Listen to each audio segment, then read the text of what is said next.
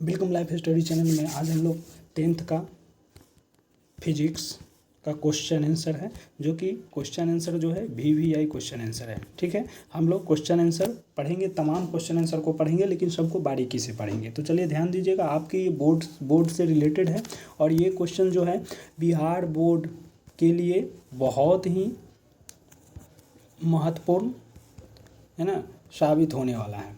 तो चलिए क्वेश्चन देखते हैं, हम लोग क्वेश्चन चलते हैं, बिना समय गवाए हुए क्वेश्चन चलते हैं। क्वेश्चन है कि प्रकाश किसे कहते हैं, है ना।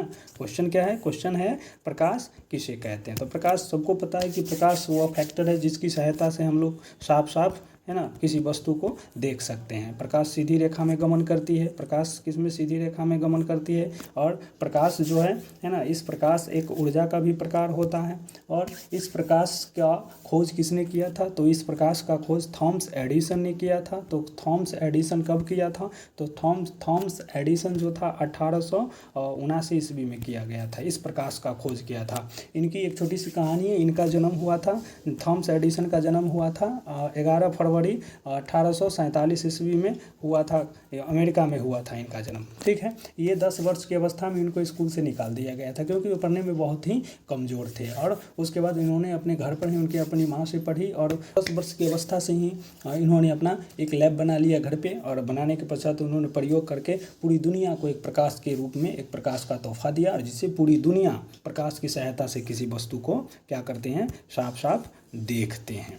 ठीक है, इससे तो ये हमारा थोड़ा सा बेसिक था। तो चलिए ध्यान दीजिएगा, हम लोग इम्पोर्टेंट जो क्वेश्चन हैं इस क्वेश्चन पर हम लोग चलेंगे कि क्वेश्चन आखिरकार प्रकाश जो है प्रकाश किसे कहते हैं। तो ध्यान दीजिए, प्रकाश वह कारक है, प्रकाश वह कारक है जिसकी सहायता से हम वस्तु को देख सकते हैं। प्रकाश तरंग के रूप में विद्युत चुंबकीय एवं अनुप्रस्थ तरंग है।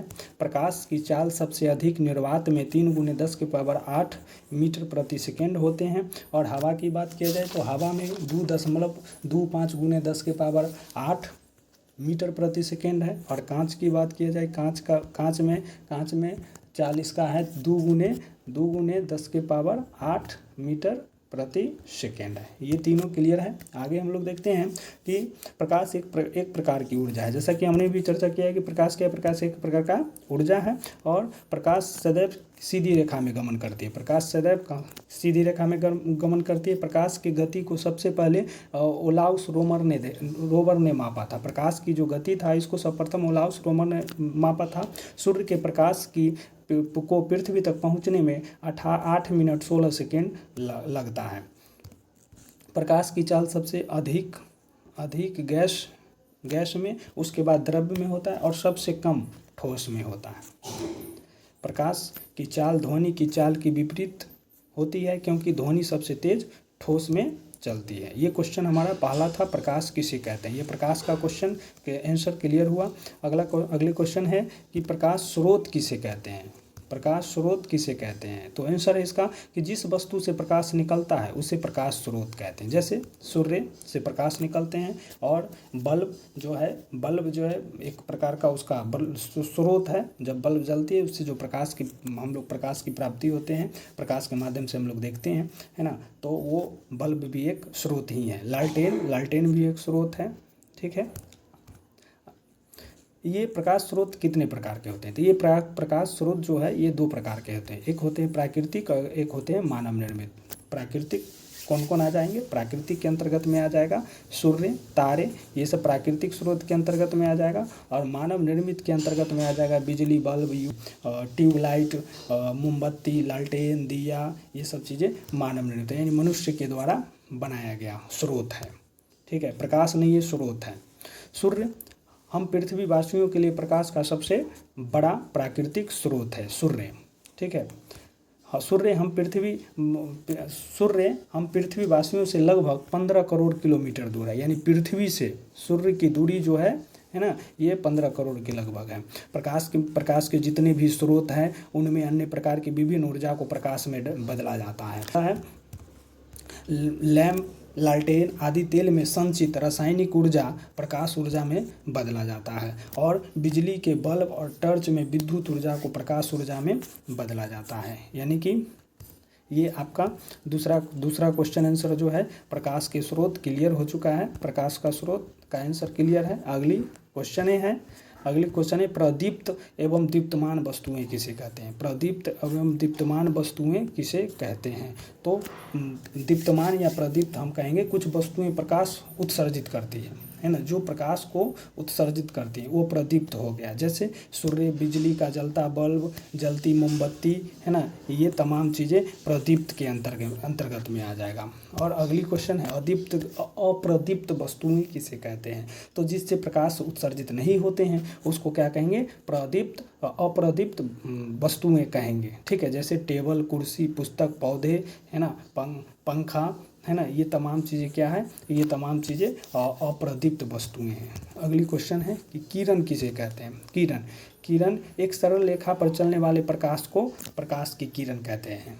ठीक है, ये क्वेश्चन किरण किसे कहते हैं क्लियर है। अगली क्वेश्चन है कि किरण पुंज किसे कहते हैं। तो ये किरण पुंज कहेंगे प्रकाश की किरणों के समूह को, प्रकाश की जो जितने प्रकाश से जितने किरणें निकलती हैं उन तमाम किरणों के समूह को हम लोग क्या कहेंगे, किरण पुंज कहेंगे। अगली क्वेश्चन है कि किरण प्रकाश के किरण पुंज के कितने प्रकार है। तो प्रकाश के किरण पुंज के 3 प्रकार है।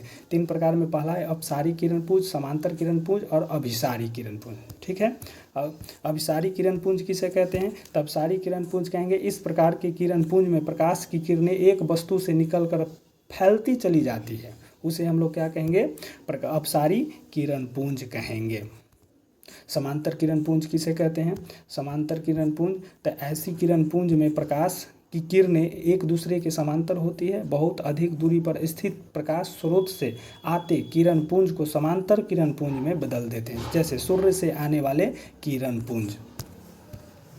अभिसारी किरण पुंज किसे कहते हैं। तो इस प्रकार के किरण पुंज में प्रकाश की किरणें एक दूसरे पर आकर मिलती है या मिलती हुई प्रतीत होती है, उसे हम लोग अभिसारी किरण पुंज कहेंगे। अतः ऐसे किरण पुंज में केवल किरणों के बीच को दूरी घटती जाती है।